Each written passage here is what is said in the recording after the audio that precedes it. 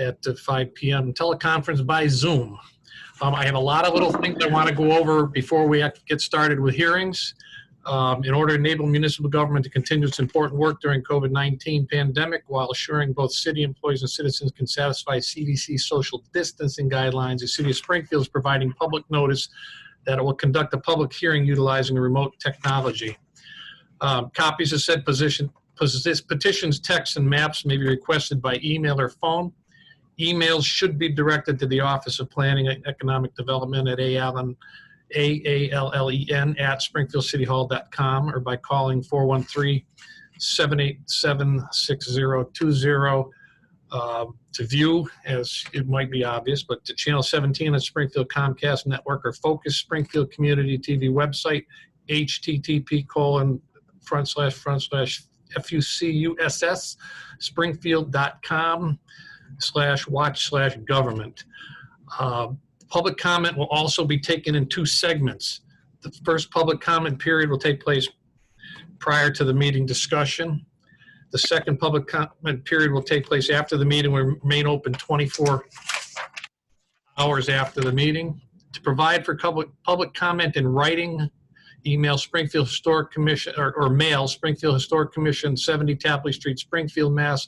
01104, or email allen@springfieldcityhall.com. And to provide for public comment by voicemail, 413-750-3223. Messages received will be played at the Historic Commission hearing or at a continued hearing date. All commenters should state their name, address, and company or organization affiliation in addition to the items their comments pertain to.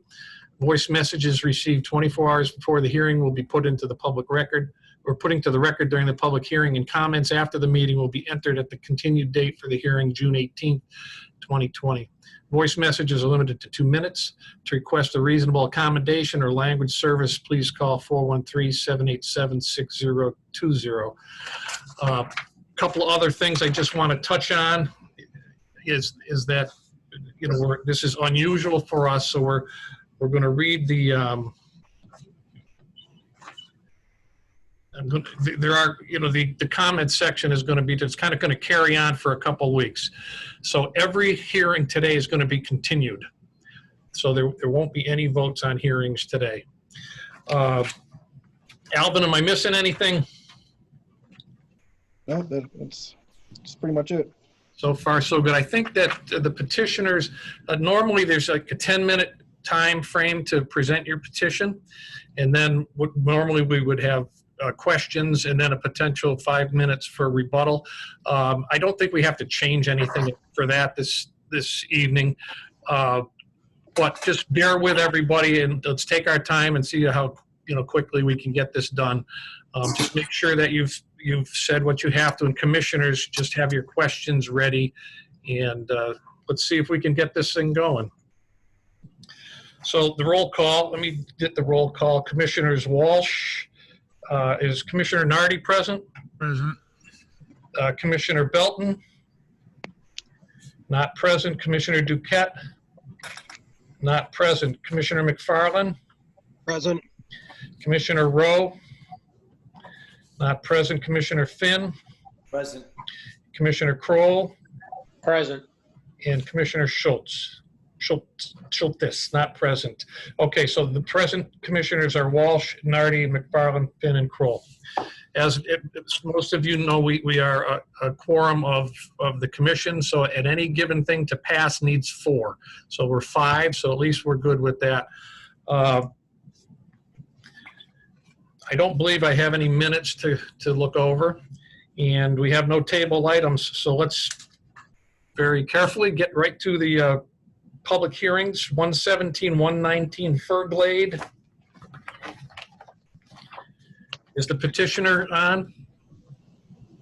Yes. I know. I heard you spell your name, so I know you're there. This is an application for a certificate of hardship for proposed change. A lead abatement project will pardon me, I'm going too fast. At 117-119 Furglade. The lead abatement project will require replacement of the majority of the first floor and basement windows. Exterior repairs to the porch will match similar style with no change to material design or material. The justification for the certificate of hardship: in the case that the window grids are difficult to source or do not meet cost reasonableness standards, the city proposes a 6/1 grid pattern for the first floor windows and a hopper style window for full screen for the basement. Okay, Richard,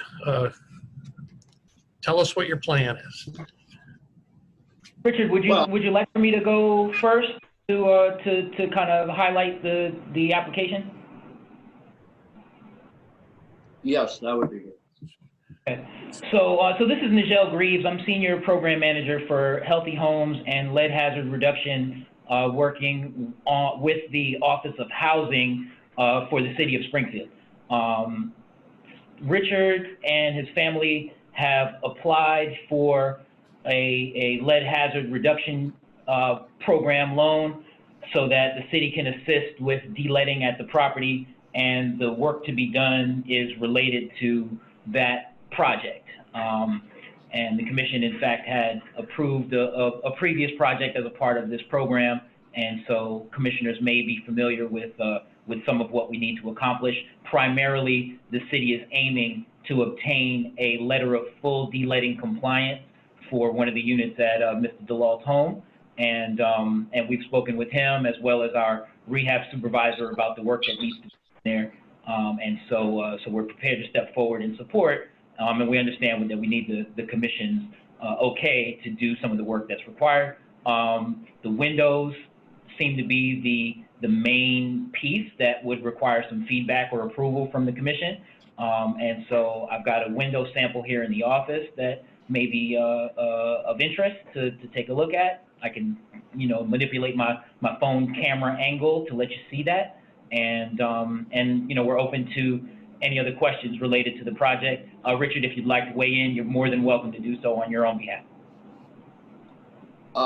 No, I guess there was a choice of colors on the windows, and we opted for the brown. Other than that, I don't have any other comments. Do you? No. Not that I can think of.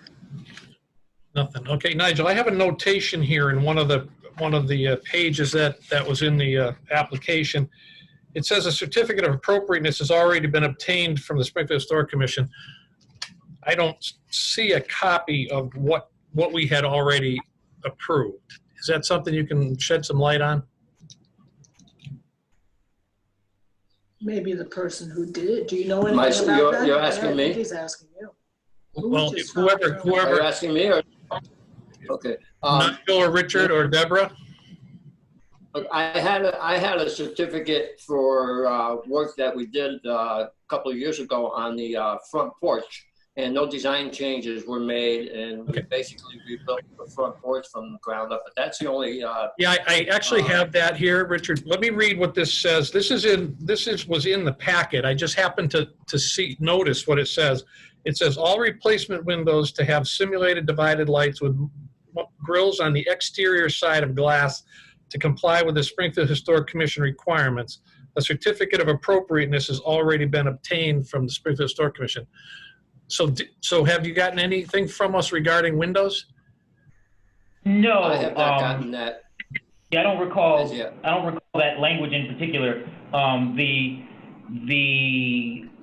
approval that I could have in the back of my mind is that we were anticipating a similar window would be approved to a previous project, but I have no understanding that anything related to this project has been approved as of this time. Okay, well, if we had and I'd been able to look at it, that might have sped things up a little bit. We could have just, obviously, if we had approved something, we'd know where we were going. Alvin, unless you can correct me if I'm missing something, but I don't have an understanding that anything has been approved as yet. I just checked through the files. I don't have anything on file for window replacements at this address. Okay, well, I don't know if you see, Alvin, I don't know if you see what I'm reading here, but it's on the, it doesn't matter. If we don't have one, we don't have one. But because it seems to be, the implication by the paragraph here is that because it's only about the windows having exterior grills to comply with the requirements that it had already been obtained. So anyway, So what are the windows that you're proposing? Are they on the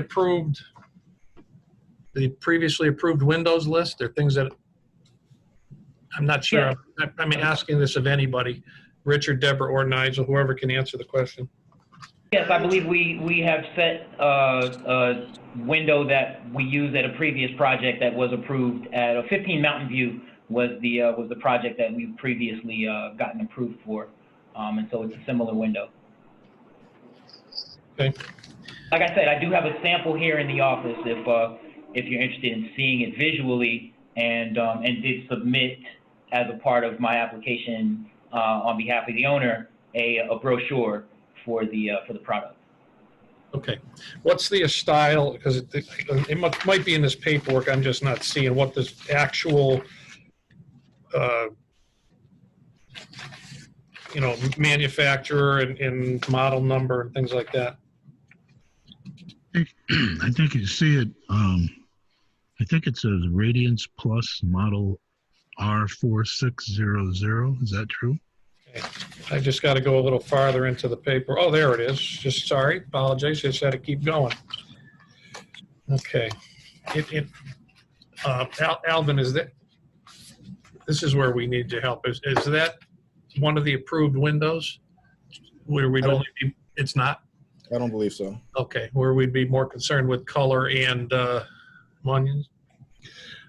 Any commissioners have questions? Any other things, Richard, Deborah, or Nigel? Anything else you'd like to add relative to the application? Not at this time. I'm open for questions, but nothing to add on my part. Richard? No, nothing. No.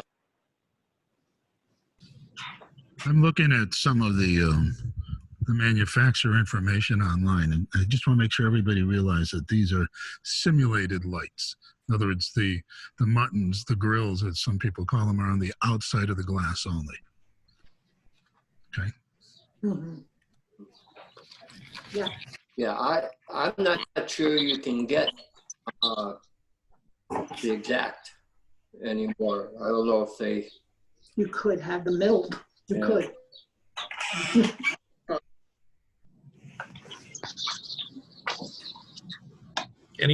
Any commissioners have any other questions? Vincent, I do have a question. These are vinyl clad windows, both on the inside and the outside? Yes. Nigel. Nigel, these are both vinyl clad on the inside and exterior as well? I'm sorry, the specific on that question is breaking up. Are you asking if it's vinyl on the inside and outside? Yes. It is. The coloring appears to be a sort of a latex cover for the color, but yes, it's vinyl both inside and outside. And just to confirm what Al said, the grids or the grill pattern, the 6/1, is an exterior based grid? Yes. Yes. I don't read that it's vinyl clad. I only read that it's vinyl. Vinyl clad means a wood interior and then a vinyl. Right. So this is a vinyl window inside and out. Right. It's all vinyl. All vinyl. Yeah. I misunderstood the question. If that's what vinyl clad is. So no, it's vinyl inside and out. That was my mistake. I should have said vinyl inside and out. Yes.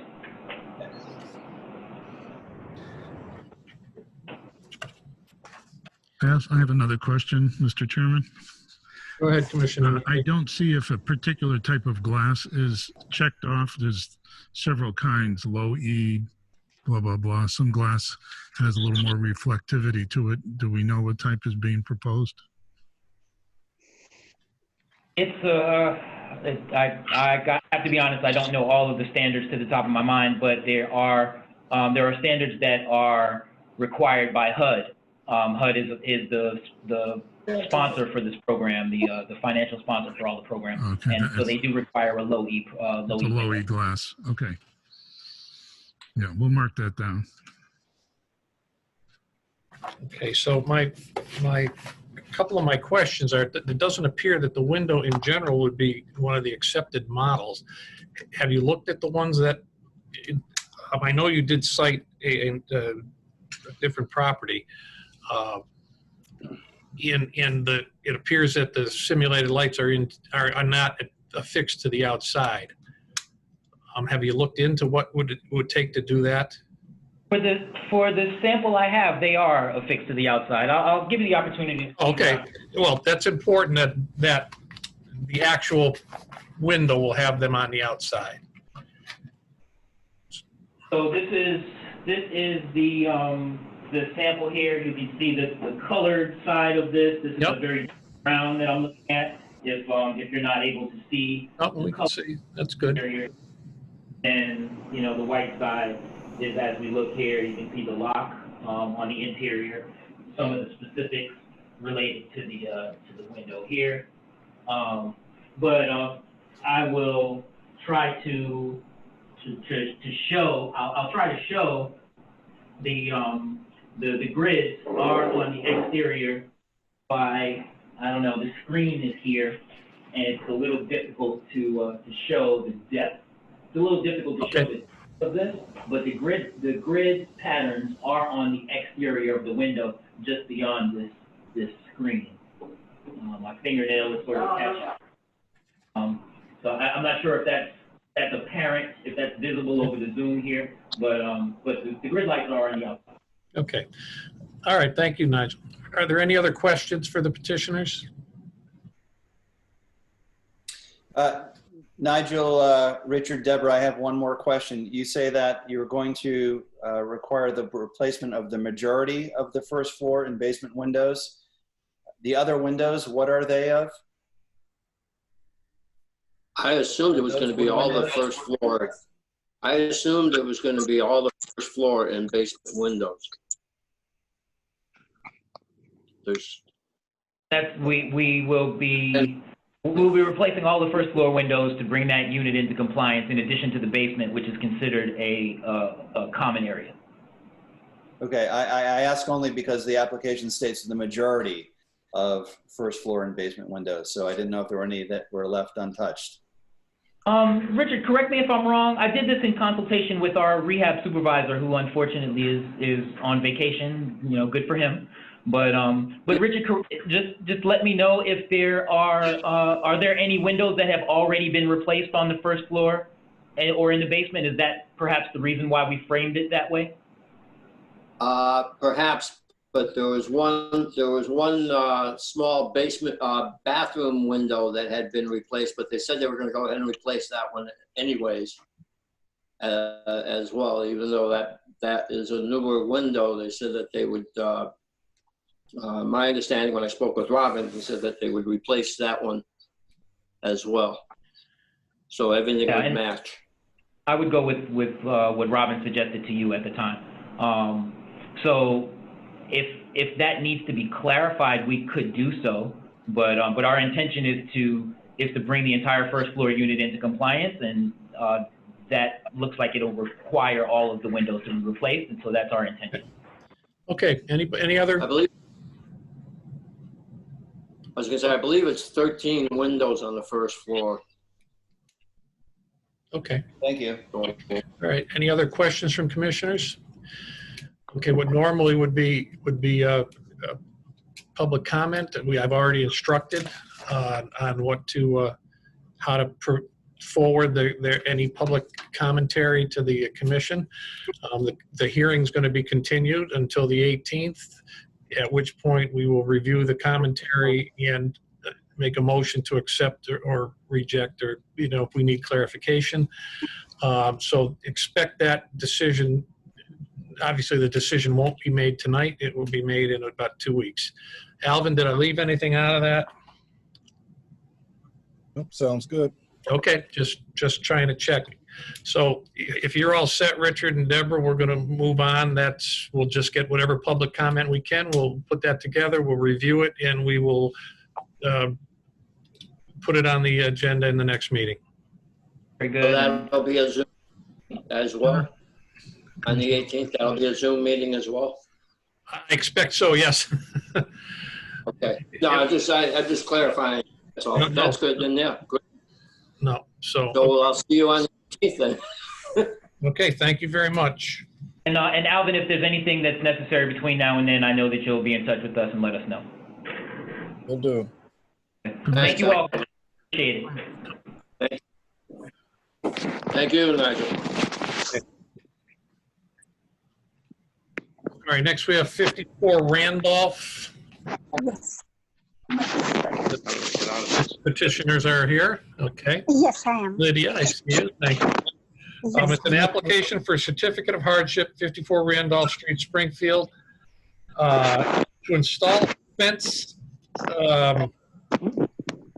It says similar to our next door neighbor, same style, materials, same height. Yes. Let me just read to whom. Okay. Commissioner Walsh, I just want to interject. We do Yes. have comments via email as well as a voice recording for this particular item. Okay, say that. Sorry, Alvin, something buzzed in. I didn't hear you. No problem. So we do have a comment, one email, as well as a voice recording for this particular matter. So at some point after the discussion, we'll get to that. Okay. Now, Alvin, are you suggesting that the emails we have already, we should be putting in the record now? We can wait till after the petition. No, I meant like in general in all of these petitions. Yes, anything that we have now, we can read. Out. Okay, do you have them all? Yes. Okay, okay, perfect. And were there any on the previous petition? No. Okay, even better. Chairman Walsh. Who's raising their hand? Al Nardi, go ahead. I just wanted to know, I forwarded screenshots of all those those window samples to everyone so Alvin can keep that in the record. Okay. Thanks, Al. Okay. Thank you. Okay. So Lydia, tell me what your plan is. Thank you. For over 10 years, we lived on Oxford Street right behind this house, and we really love our neighborhood. I love my Springfield. I'm working for Springfield, and I would like to stay in Springfield for the rest of my life. So in that decision, we bought the house on Randolph Street, which is bigger twice than my previous. And as soon as I found that my daughter is going to move and stay with us, she's going to join my family and we will live together. And we decided to buy the bigger house. We love our Randolph Street house, and we just, it's not like ignore, but we knew that the house was for 3 years vacant, and for 3 years it was absolutely unlivable and a little bit destroyed, not actually completely destroyed. And for 1 year, I'm working with this house and investing my money, and I'm happy about it. So I'm trying to do this beautiful house as gorgeous as it was before and bring it back to life. So I love my house, and I'm happy that my family will be bigger than now, and my daughter and her kids will stay with us. Actually, they already moved from September 2019. And unfortunately, we have a big issue. Besides of the suspicious activity in this house, which was, as I said before, vacant for 3 years. And we called several times to the police because someone broke our window and someone was trying to get in. But it's okay. It can't be resolved by one call to our Springfield Police Department. They have another issue which is much bigger, and nobody can help me to resolve this problem. I have 2 autistic grandkids. 2 from all my grandkids, 2 of my grandkids are autistic. The baby girl is verbal, but my grandson is nonverbal, and he has a very severe autism. And sometimes he is trying to escape from the house, and we always at home someone, we always trying to keep our eyes on him, and we control him, and he's not going anywhere from the backyard or from inside of the house. But he's getting big and he can open the door, and he's now 6 years old, and I just do not like to lose him because he's not speaking at all, and he can explain anything, who is he and what he's doing and why he's trying to escape from the house. I just need to put So your plan is now, this may not be up to us, as you know. You probably know that already. There's two separate issues here. One is just the regular zoning, whatever the city says, that we don't have control over. I think you know that. In the historic district, it would have a guideline saying that you can't have a fence past the foundation line. But you've noted that your next door neighbor has one. Yes, exactly. And well, and at some point, the Historic Commission actually, I'm looking at this packet here, actually voted to allow that to happen. So while I can't, what we approve or disapprove, it doesn't necessarily affect your ability to put your fence in. I want you to know that the city may have something else to say about that. But for the commissioners, if you've looked in the packet and you've seen that at some point they did approve a fence on that, of that type.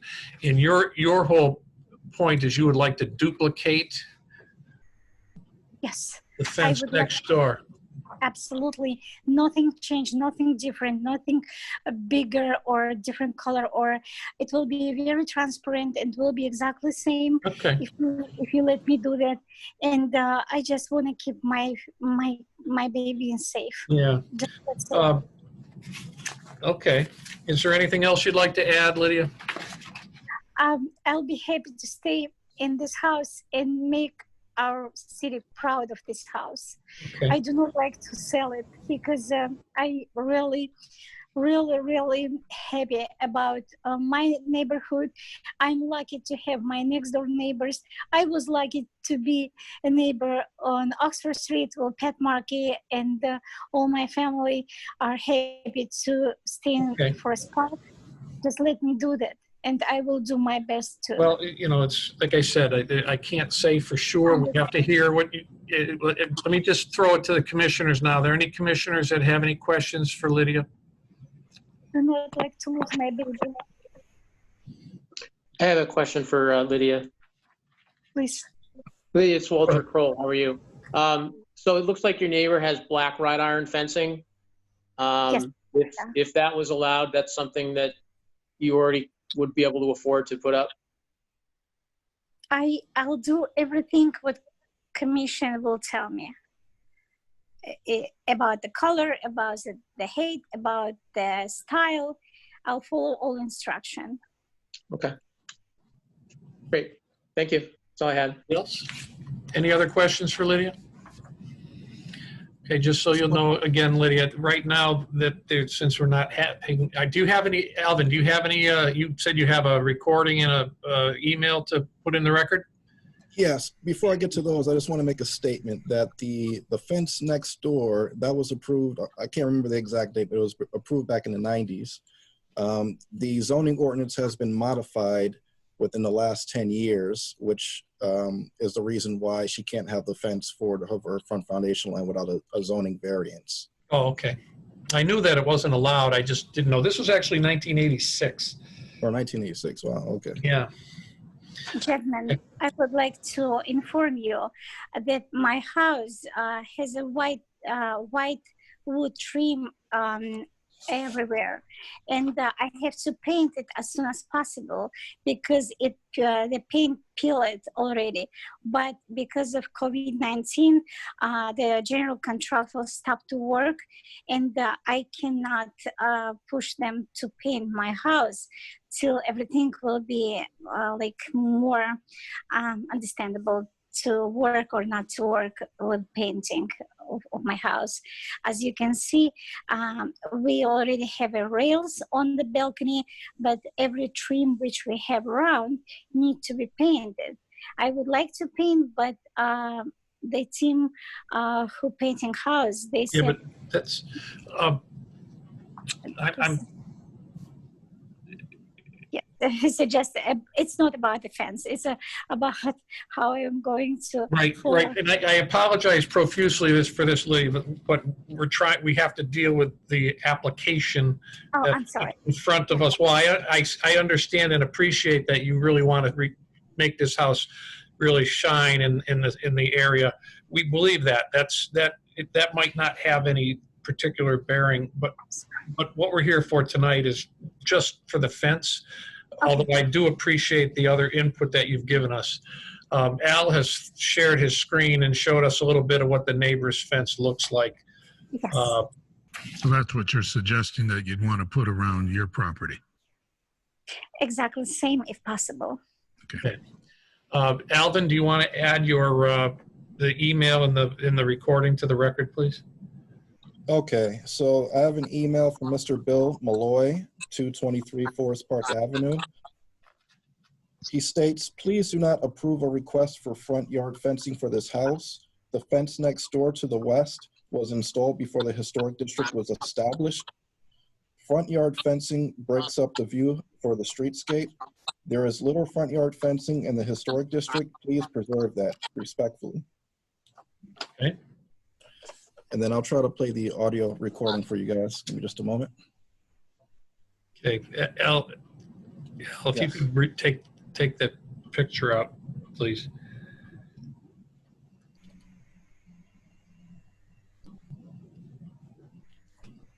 I'm trying to do that. I apologize. I have to figure out how to do it.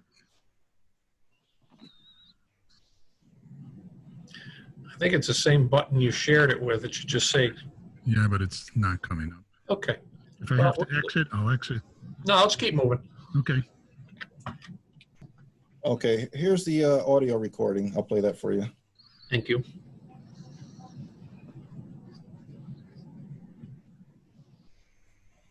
Hi, this is Bob Klupa. I live at 46 Randolph Street in Springfield, and I am neighbor to 54 Randolph Street in Springfield, who are asking to have a fence installed in the front of their yard. As neighbors, we have no objection to this fence.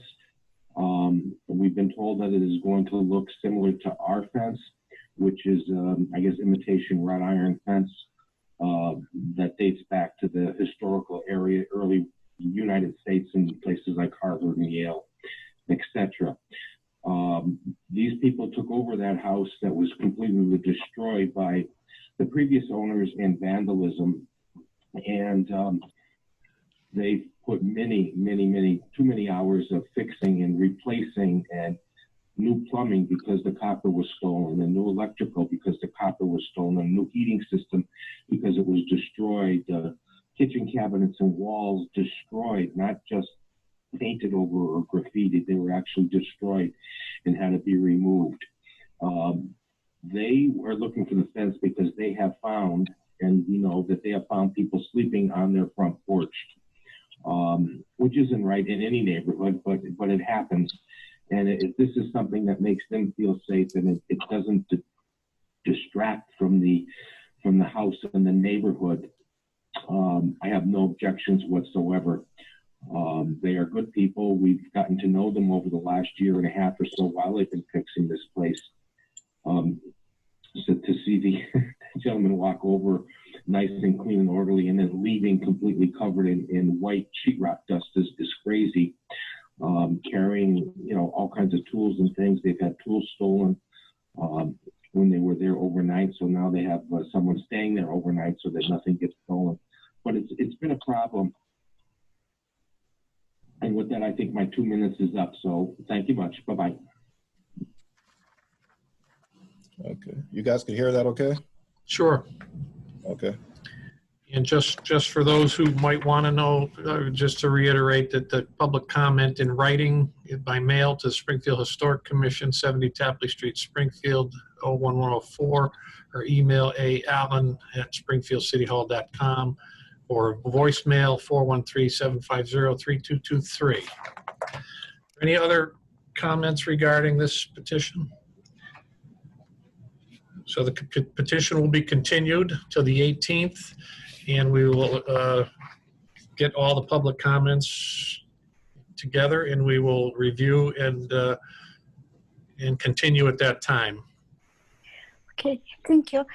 Is it okay if I'll disconnect to go to my work? Absolutely. We're all set, everybody. We're good. Thank you very much, Lydia. Have a good night. So much. Bye-bye. Thank you. Okay, you're welcome. Okay, the next is 43 Oxford. How to disconnect? Mr. Stephen Posner, can you turn on your mic? Are we, everybody on board for this one? Yes. Okay. This is an application for a certificate of appropriateness for 43 Oxford Street, Steve Posner. Replace windows 32 with renewal by Anderson.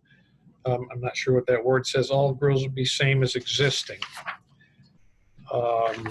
That sounds pretty straightforward. So just tell us what if there's anything else you want to add to the, give us some specifics about the project. Yeah, so my name is Gary Haglund. I'm from Renewal by Anderson, Boston. And our goal here is we have a replacement window that gives you the appearance of an old painted wood window. It's made out of a material called Fibrex, so the window actually is 40% wood. It's just that it requires no painting and no maintenance. The grills, we use a full divided light grill. So it is on the surface of the exterior. There is a spacer between the glass, and there is on the surface of the interior. The window has mortise and tenon joints, and we have the detail and beveled edge right to the glass on the outside of the window, as well as the exterior, the interior. So again, it does give you the appearance of an old painted wood window, but it does have all the benefits of an energy efficient replacement window. And I have some pictures that I'm prepared to share the screen if you'd like, Mr. Chairman. I didn't want to interrupt you when you were trying to get everybody's mic working. So I do have some pictures and some samples that I can show you if you'd like to see it. Yeah, sure. Let's see what you have. Yeah.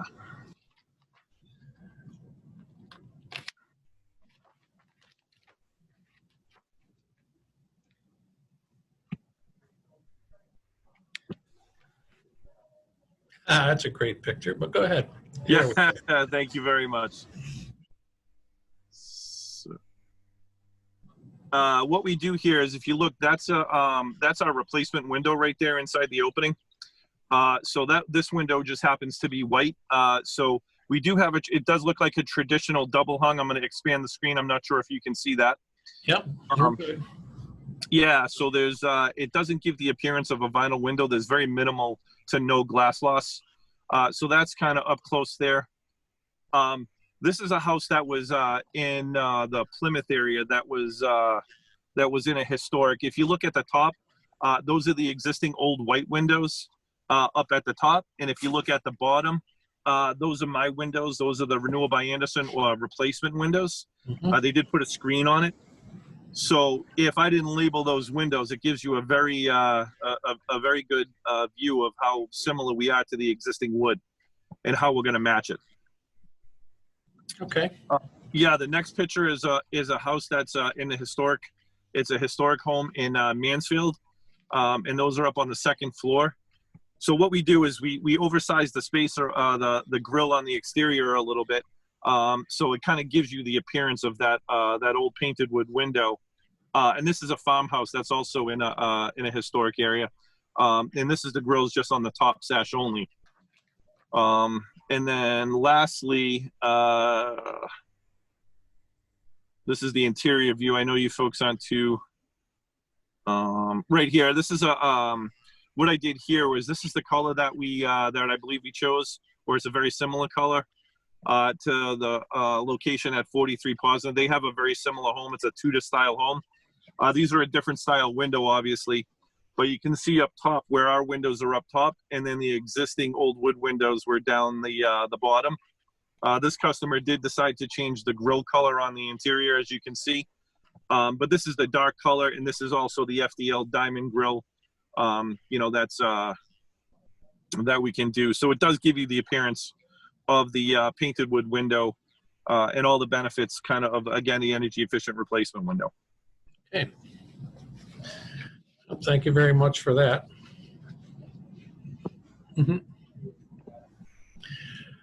Okay, is Steve Posner on with us? Yeah, I'm right here. Hi. Oh, there you are. I couldn't see him right there. It was just a technical reason to make sure you were here. It's all right. You know, it's a little confusing looking at this sometimes, remembering who goes with what application. Okay. Any questions from commissioners? No, I just, you know, I've lived in the neighborhood for 38 years. I was on Fairfield Street, then went to Oxford, and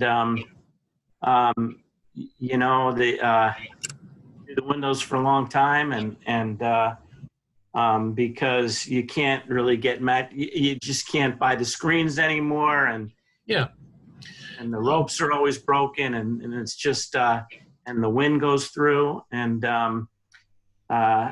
you know, I found to do many at once was actually cheaper than to do one at a time. Sure. The historical windows are expensive, but I think they'll make the house nicer, and it'll be nicer to live in, and it'll be good for the energy, because we have so much glass in here that'll make the house warmer, and I know that you needed a specific window, so I have friends that in the neighborhood on Bellevue actually, who got the Anderson windows, and that's where I started. So okay, well, thank you very much for the presentation. As you know, that we are continuing all hearings to the 18th, and that we are, you know, welcoming the public comment. Do we have any further comments for the record on this one, Al? No, we do not. Okay.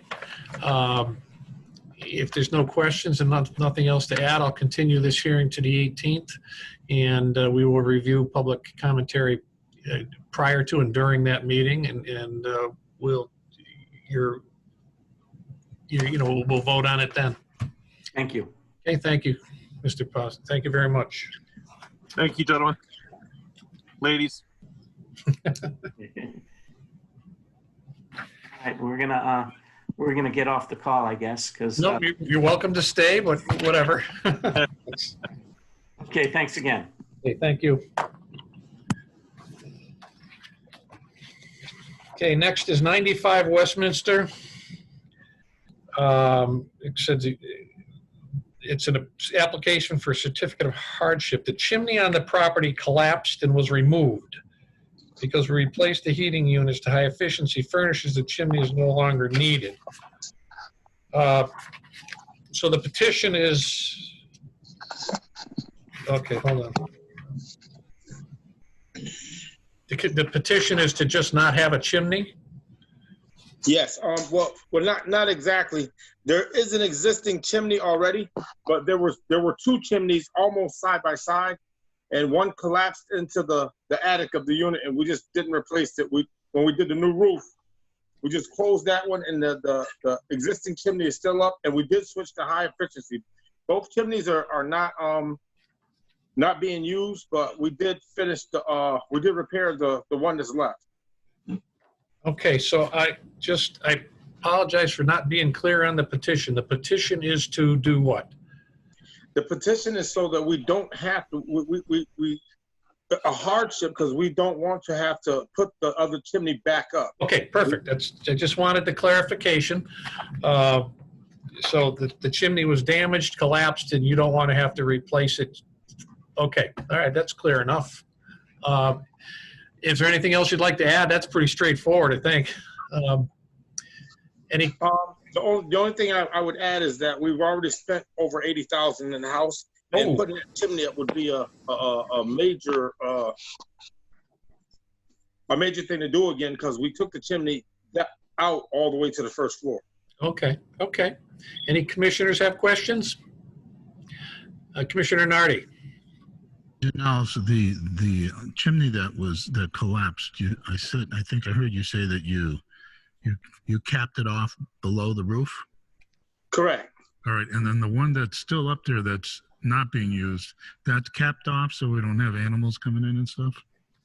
It's not capped off. We're actually repointing it, but I can cap it off, yes. I'm just wondering if it's not used, the bats and so forth, they're going to love to live in it. Okay, I will definitely cap it off. Any other questions from commissioners?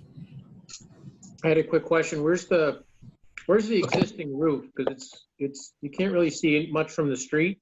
The one I think you took down was in the back left corner.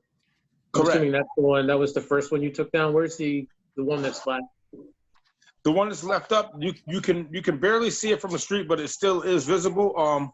I submitted pictures to Alvin. I don't know if he has them to put up for everybody. Yeah, it was very hard to see where the existing one was. Or the one that's left. Give me just a moment. Let me see if I can find those photos. If you're looking at the street from the house, or you're looking at the house from the street, is it on the right-hand side toward the back, or is it on the left-hand side toward the back, like where the other one was? If you're looking from the street, you wouldn't be able to see it from the front of the house. You'd have to be like a little bit to the right of the house to visibly see it. And is it toward the back? Yes. Okay. Okay, any other questions for the petitioner? Okay, as you know, because you've been listening for several hearings, several petitions before yours, we are then accepting the public comment and continuing the hearing until the 18th, at which time we'll review public comment and we will then have a motion on the petition. If there's nothing else to add, Alvin, go ahead, please. I'm sorry, we haven't done this for the previous items, but we're supposed to make vote on a motion to continue each item. I apologize. Oh, because yeah, well, when you and I had discussed that earlier, we thought we didn't need it, or we could vote for the entire continuance. So shall I take a vote on continuance of each item here? And back up a little bit? Yes. Okay, why don't we do that? I'd entertain a motion to continue the hearing for the application at 111-117 Ferglade Avenue. So moved. Second? Second. Okay, all in favor? Aye. Okay. Aye. Commissioner Walsh is aye. Commissioner Nardi? Yes. Commissioner McFarland? Aye. Commissioner Finn? Yes. Commissioner Kroll? Yes. I'd entertain a motion to continue the hearing for 54 Randolph Street to the 18th. I'll make a move to continue the hearing for 54 Randolph Street. Okay, second? Second. Okay, any comment? No. All in favor? Commissioner Aye. Walsh is yes. Commissioner Nardi? Yes. Commissioner McFarland? Yes. Commissioner Finn? Yes. Commissioner Kroll? Yes. Obviously that in the one previous pass to continue. I'd entertain a motion to continue 43 Oxford Street till the 18th. I make a motion we do so. Second that. Second. Any comments on any discussion on the motion? No. I'll take a vote. All in favor? Commissioner Walsh is yes. Commissioner Nardi? Yes. Commissioner McFarland? Yes. Commissioner Finn? Yes. Commissioner Kroll? Yes. Okay. Now we're back to 95 Westminster. I would entertain a motion to continue the application to the 18th. I'll make a motion to continue the 95 Westminster Street application. We have a second. Second. Any discussion on the motion? Hearing none, I'll call a vote. All in favor? Commissioner Walsh is yes. Commissioner Nardi? Yes. Commissioner McFarland? Yes. Commissioner Finn? Yes. Commissioner Kroll? Yes. Okay, thank you, guys. That catches up. Is that satisfied, Alvin, so far? We're good. It's okay, we're good? We're good. All right, that's all. We're all set for that. Now we'll be moving to 74 Fairfield. Thank you, gentlemen. Thank you, guys. Thank you. This is a certificate, an application for a certificate of appropriateness at 74 Fairfield Street. Karen Fisk for the Springfield Museums. I'll find the attachment here. Exterior repairs for historical appropriateness. The proposed change is repair of exterior to historically accurate for 1906. Painting exterior to colors of 1906, gray and white with the window sashes black. We'll be making ordinary in-kind repairs to siding and trim. Addition of awnings is per image below. Hopefully you've reviewed the images. Addition of parapet on the roof. Okay, Karen, is there anything else you'd like to add? Hi, all. Thank you for hearing about this house, this beautiful house. We have some measurements. Alvin said it might be a good idea to have measurements for the parapet. Yes. The house itself, the flat roof area on the Sue's house measures 10 foot 6 inches front to back, 12 foot 6 inches on the side. We're going to make the parapet slightly smaller than the measurement of the roof. It'll be 9 foot 6 inches by 11 foot 6 inches. We hope to use the same railing, balusters, and finial that we used on the front porch. And we measured the height of the railings for the front porch up to the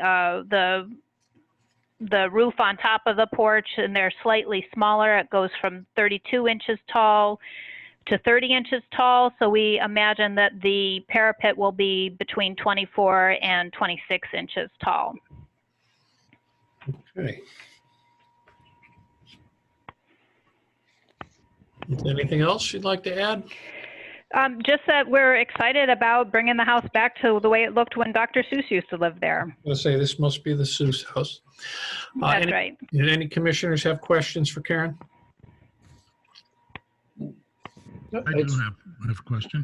Go ahead, Commissioner Nardi. Proposals talks about a awning on the front. Doesn't say what type of awning. Is it vinyl? Is it cloth? It'll be cloth. It'll be historically accurate. Well, I'm sorry that I don't have the name of the manufacturer, but we do have a manufacturer of authentic, Victorian awnings. Will it be retractable or is it just sort of fixed in place? I believe these are retractable. Okay, thank you. Thank you. Any other questions from commissioners? And anything else, Karen? You're all set? Great project. Yep. Yes, it's a great project. Thank you. Thank you. We're excited by it. Thank you. That looks terrific. So I would again on this one invite public comment, either by mail or voicemail, as previously stated. And I'd entertain a motion to continue this application to the meeting of the 18th. So moved. Second? Second. Any discussion on the motion? Let me get my pad here. All in favor? Okay, Commissioner Walsh is yes. Commissioner Nardi? Did we lose you? Commissioner Nardi? Yes. Thank you. Commissioner McFarland? Yes. And Commissioner Finn? Yes. Commissioner Kroll? Yeah. Thank you. Thank you very much. We'll continue that to the next meeting. That's a fabulous project. Okay, let's see what's next. Wonderful. Thank you all. No, thank you, Karen. Thank you. Okay, we have an application for a certificate of hardship, 367 Union Street, Christina's house, to replace remaining 13 non-vinyl windows on the first and second floor to match existing vinyl windows replaced by a previous owner. The justification, windows that are vinyl replaced in the house were replaced prior to the purchase in order to properly complete a lead abatement, we need to replace the remaining 13 non-vinyl windows on the first and second floor of the home. Windows to be used, house Earthwise Energy Star white, matching existing vinyl windows, grids to match existing windows. Okay, if you could, if there's anything you'd like to add to that application, just tell us about it. So my name is Shannon Mumblow. I'm the executive director at Christina's House. We purchased this property on April 6th, and I've been working closely with Alvin because part of what we need to do to be lead compliant is to replace the existing first and second floor windows that were not replaced. Unfortunately, the previous owners did not go through the Historic Commission to replace the existing vinyl windows.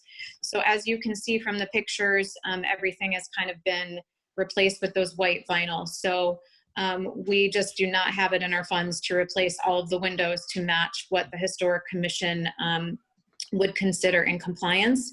And so we are more than happy to use these energy efficient windows. We are working with Emerald Lead Abatement, and this is the last piece of the lead compliance process that we need to do. The basement windows can be, well, we haven't gotten there yet. So no, that's a different application, but that's not.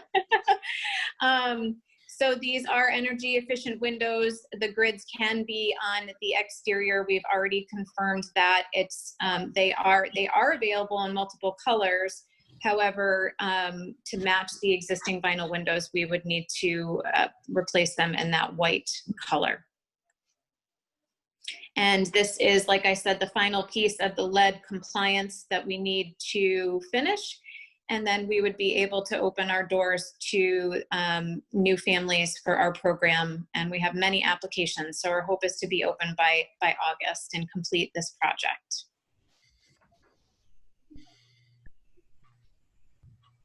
Okay. Anything else you'd like to add? That's the summary. Any commissioner questions, please?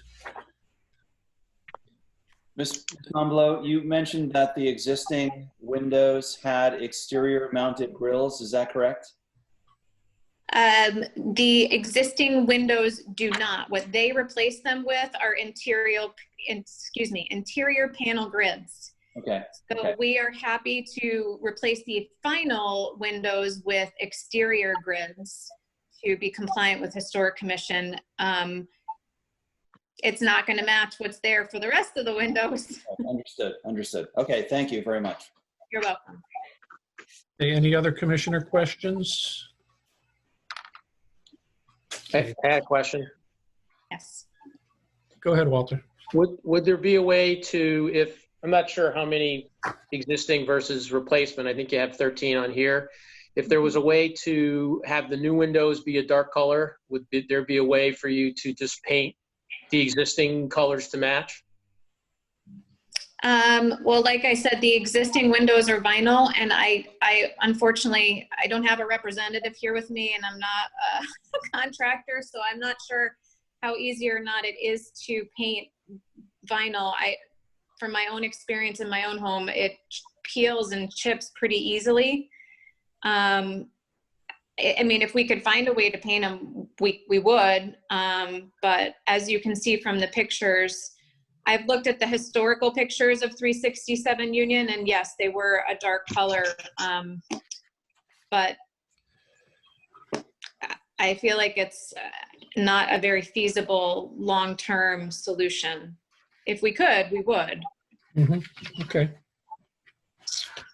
Thank you. Okay.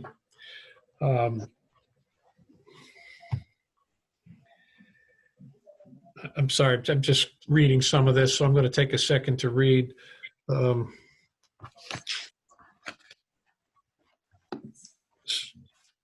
So are there any, how many of, so the ones you're replacing, you're not replacing a replacement window, you're actually replacing original windows now? Or are you replacing Yes. the replacement window? No, we are replacing the original windows.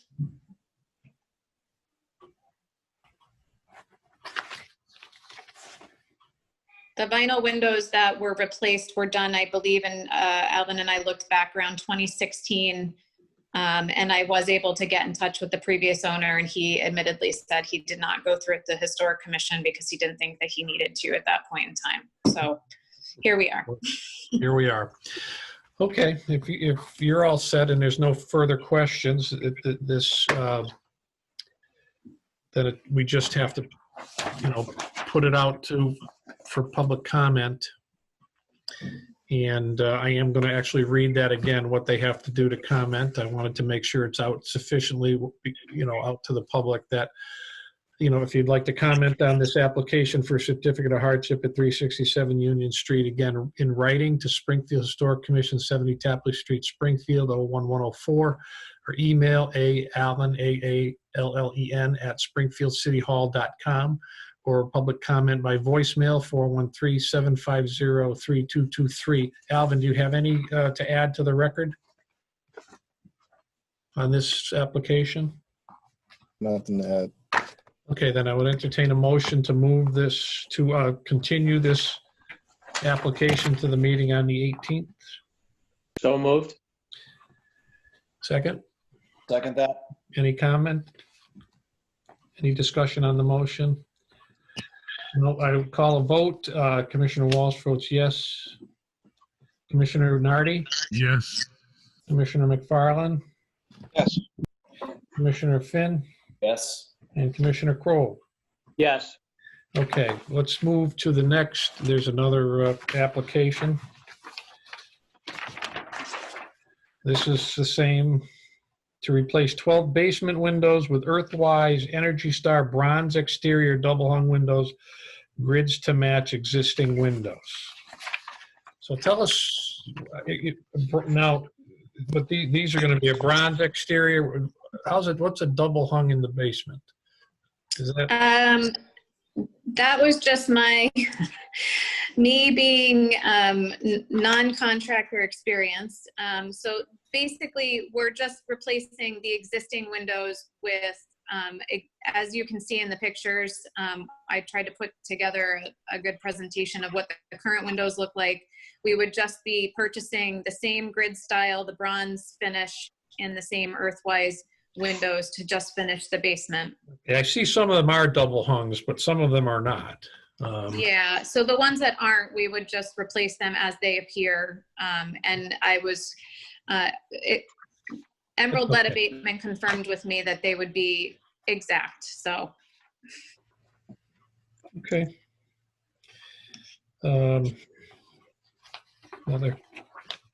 Okay, anything else you'd like to add, Shannon? No, okay. Any No, just thank you. Okay, any other commissioner questions? No, hearing none. I'd entertain a motion to move to continue this hearing to the 18th, 367 Union regarding the basement windows. So moved. Is there a second? Any discussion on the motion? Hearing none, I'll take a vote. Commissioner Walsh is yes. Commissioner Nardi? Yes. Commissioner McFarland? Yes. Commissioner Finn? Yes. And Commissioner Kroll? Yes.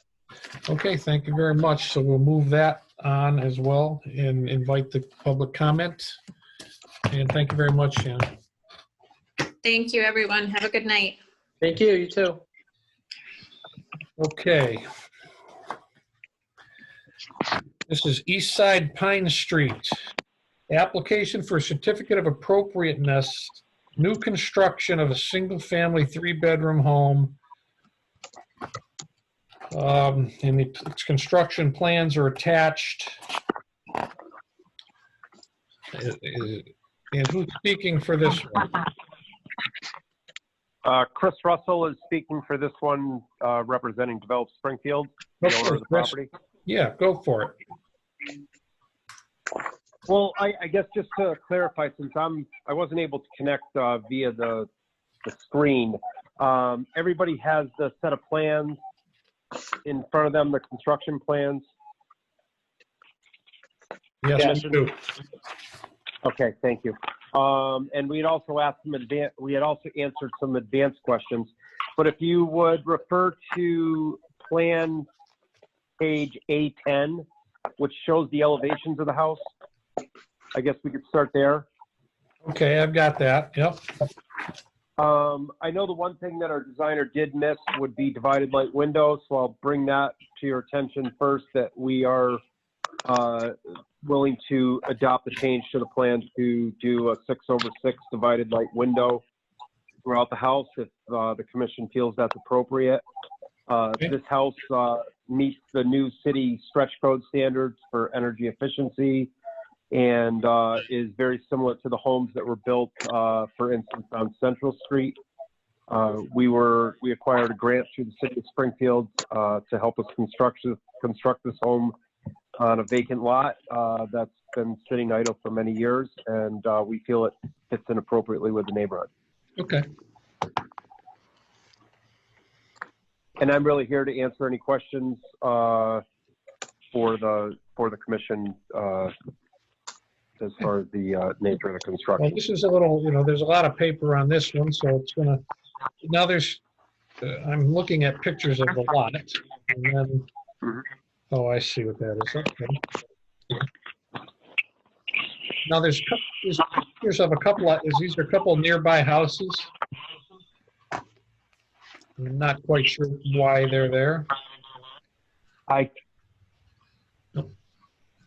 I'm not sure what you're looking at because I can't refer to what you're looking at. I know it, I understand. I'm just looking at, I know we have address. maybe the abutters. I'm assuming that NAI plot. Yeah, that would. Commissioner Walsh, I can answer that. So this is also a housing review, which I have to look at the streetscape and what they're looking to build.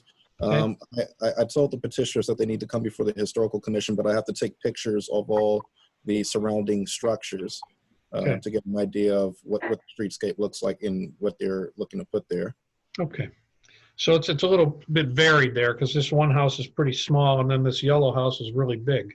And the other one seems to be in the middle. So it's a mixture of older styles. And these are all abutters right nearby? Yes, they're all abutters and they're all within the historic district, the Maple Hill Local Historic District. Okay. All right, well, now I know why they're there. Any commissioners have any questions for the petitioner? I do. Chris, can you talk to some of the exterior details, the siding, the railing, materials being used? Sure. What we are, because of the stretch code and the for new construction, the requirements are R30 value or better. So we are looking to do an insulated vinyl siding that would replicate. It's a mastic carved wood 44, and it looks like a cedar shake and cedar shingles on the home. It's very similar to new construction on Central Street that was done after the tornado, and the colors will vary. But they'll be appropriate for the neighborhood. The trim is a white vinyl, inside, outside corners, and that will accent all the siding finish. The windows are specified as a Simonton. When they had designed the house, they did not put the dividers, but like I said, we're willing to do that if necessary. The porch flooring is an open joint pressure treated flooring. Tongue and groove accelerates rot and decay, so we're looking for an open joint on the flooring, and the railings, spinnials, balusters would be a pressure treated material that could be painted after a year. Okay. Question? Thank you, Chris. Go ahead, Commissioner Nardi. Chris, the vinyl siding, you said it sort of replicates the cedar. Does it have some kind of a texture to it? It does have a texture to it, and unfortunately, I brought a photo, but I wasn't able to get on for the video. It does have a texture, and I can send that. Also, we're using an architectural shingle on the roof, but it does have a texture to it. Unless you were, nope, my dogs are barking like the swan. Okay. They have some insight. Yeah. They're encouraging us. Like that. They're trying to answer the question for you. It has a grained imprinted in that vinyl. So I mean, unless you're like, if you were driving by or walking by, you'd be hard pressed to tell the difference between the vinyl product and a wood cedar shake. Just the maintenance factor with the vinyl, and like I said, the energy codes allows that to have the insulating barrier on the inside of that cedar shake. I'm looking at vinyl cedar shake. I'm looking at the elevations on A10. They're very sensitive to what's around. The thing that is good is that they used a size for the corner boards that will not make this thing look fake. There is some authenticity to its sizes. That's pretty good. Yeah, and even if you notice, like the posts, you know, we've done moldings to cap those.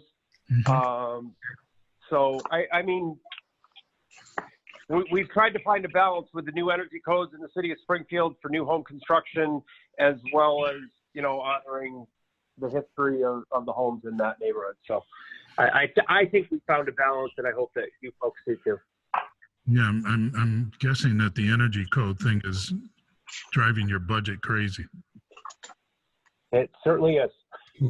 But you know, but I understand the importance of it. So I guess I'm not knocking it, and it's just, you know, it's a new world we live in, and and right now energy costs have dropped tremendously, but we know that won't stay that way forever. So you know, having a home that's easy for folks to you know, maintain the upkeep and expenses of is important too. So some photos of that textured siding from the sidewalk would be good to see. Yeah, I have some, and I can send those through Alvin. Is that okay if I send those through you tomorrow, and you could distribute them to the commission? That's fine. Okay. What were the porches going to be constructed from? They're a pressure treated material. I mean, pressure treated, and I know pressure treated has been sensitive in the past for other issues, but we are worried about the affordability. This home, due to the grant that we're getting from the city of Springfield, also has to meet the requirements of a low-income working family. Yeah. So the pressure treated is kind of necessary if we're ever going to get these things built alongside of the other requirements that we have. And that material can be painted after a year. So we could paint the pressure treated railings and balusters a white to match the other exterior trim. In the decking? And be happy to agree to that. Again, you do have to wait a year, or else if you try to apply paint to pressure treated. No, we understand. We understand that. Okay. Yeah. All right. Sorry.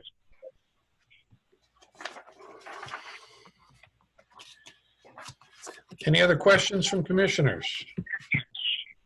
Mr. Chair. Go ahead. Chris, what's the, all good questions from the board. Pictures would help, because in looking at the plans, it's hard to visualize what it's going to look like. The other big visual piece from the street is the front door. What's the front door going to look like? That's a raised panel door. Let me go back to my plans, because I want to make sure, because we're doing two homes in the neighborhood. One falls in the historic district and one does not. Let me just refer back. That's the other thing. In addition to the porch, the thing you always see that's a big part of that front presentation. So that will be a raised 6-panel door. Painted. Thank you, Walter, for bringing that up. It will not be a wood. Well, I'll tell you what. We could put a fir door in there, but for maintenance, the preferred material is. But it won't be metal. It's not going to look like a metal security door. No, not a metal security door at all. No, and again, like the other homes built in the neighborhood, and specifically Central Street, I think it's appropriate to the time with the raised panels. It will be a solid core. It's not vinyl, it's a composite. And it has a grain to it, just like was asked about the vinyl cedar shakes. So for someone that really doesn't know materials, you'd think it was a wood product. I'm good. Thank you. You're welcome. Thank you. any pictures of, you know, some of those detailed pictures, send anything that might help us to Alvin. That'd be great. I will. I'll send you the details on, you know, all the trim boards. Yeah, I have a full package. Like I said, I was hoping to get online and share these visually, but I'll share them with Alvin tomorrow, and we can go from there. Okay. Thank you very much. Anything else to add, Chris? You're all set?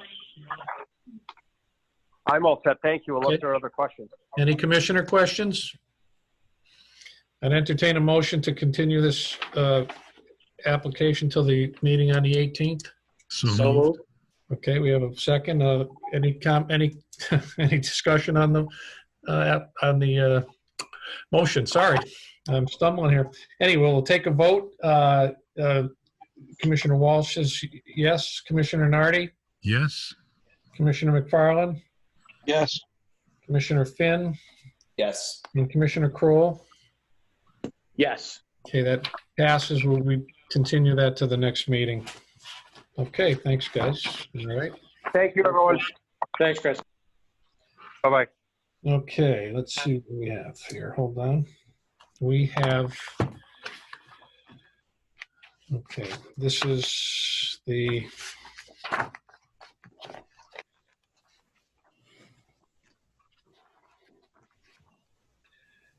this is the 55 Emory Street creation of the National Needle Building Local Historic District. Alvin, why don't you jump right in on this? All right, so I'll just give some background in regards to this proposal.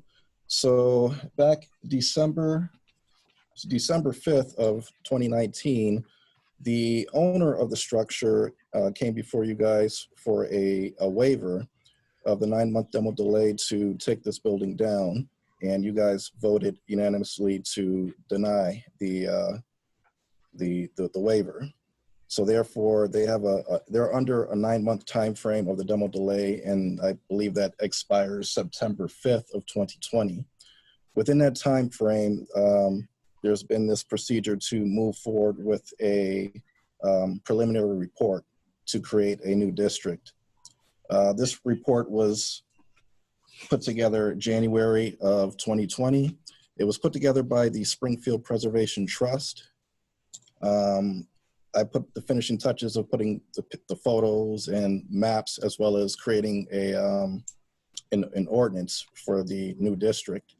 Also, the folks who contributed from the Springfield Preservation Trust, I just want to call them out. It's been Debbie Opperman, as well as Robert McCarroll, who have helped me with this document, as well as Shannon Walsh of the Pioneer Valley Planning Commission. She put together the inventory form for this new district. Now, I'll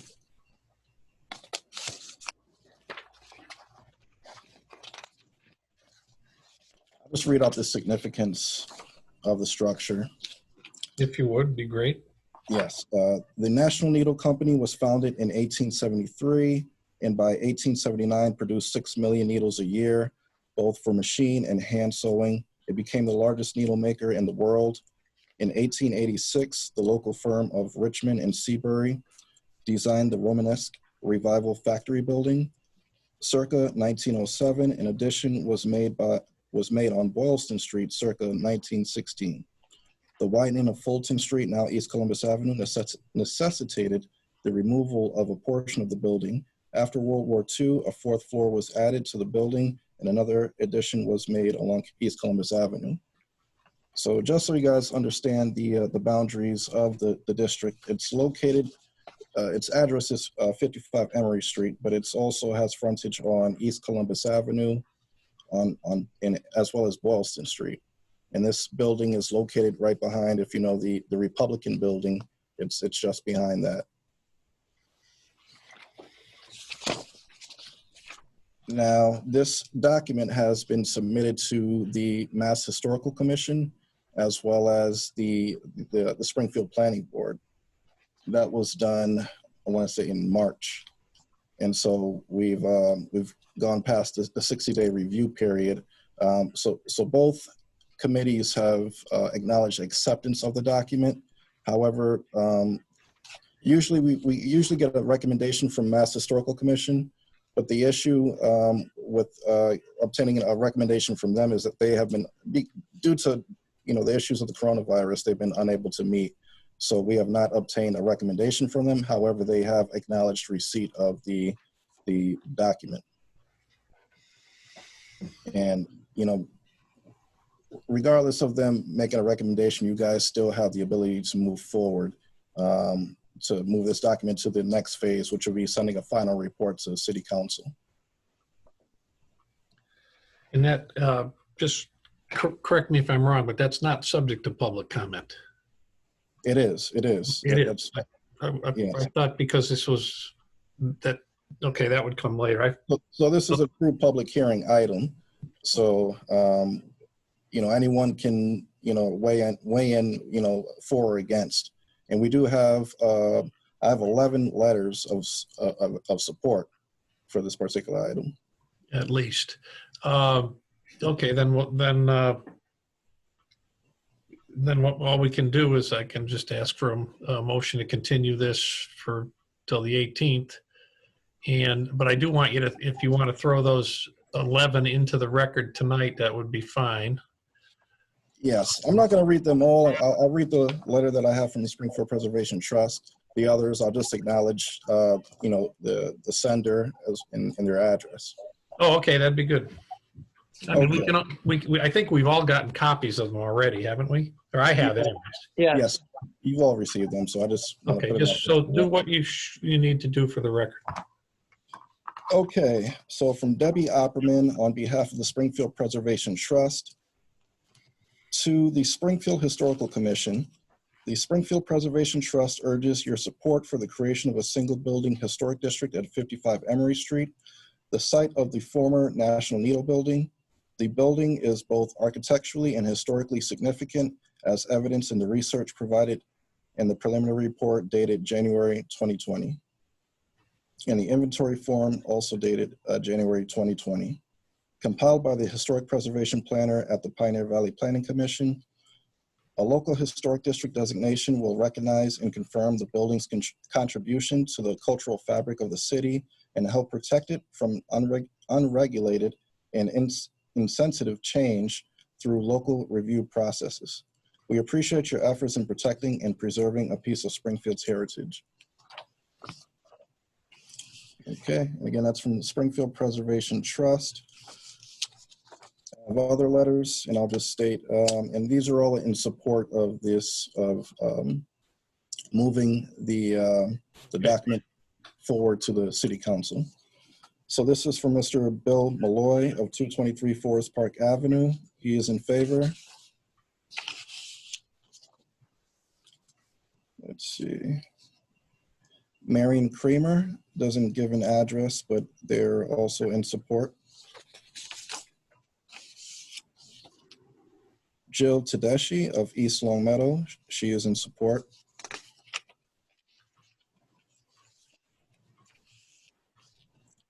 Marilyn Sutton doesn't give an address, but she's also in support.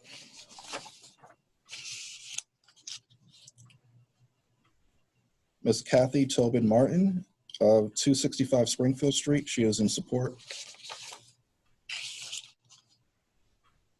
Miss Lori Murphy of 931 Carew Street, she's also in favor. Miss Ellen Pollock of Springfield, she's in favor.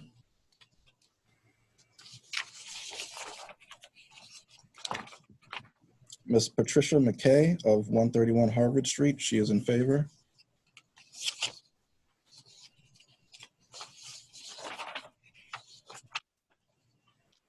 Miss Barbara Richard of Springfield, she's also in favor.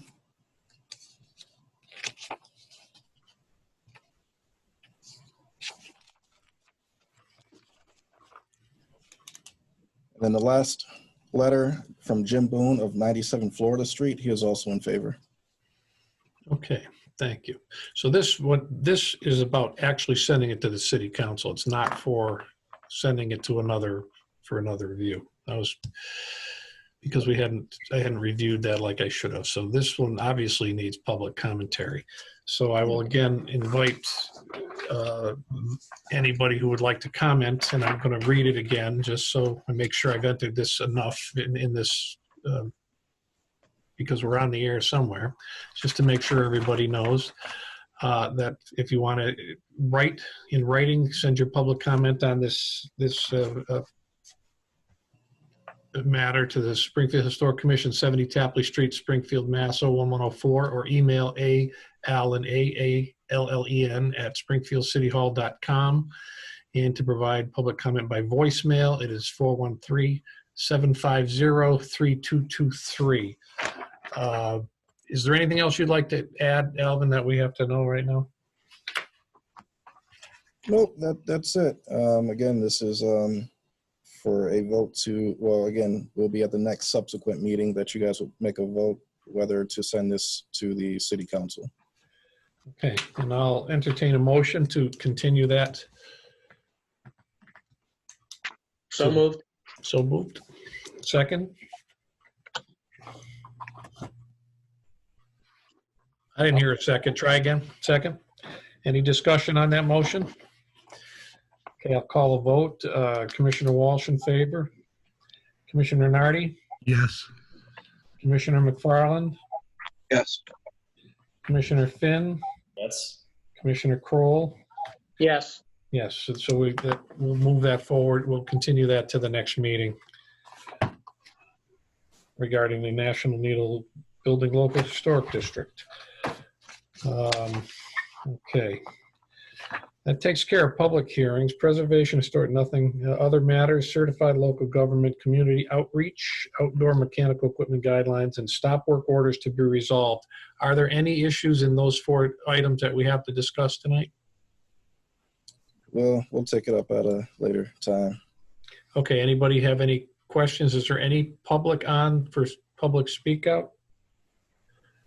Probably not. We're not doing that. It's just, that'll be next week. Al's laughing at me.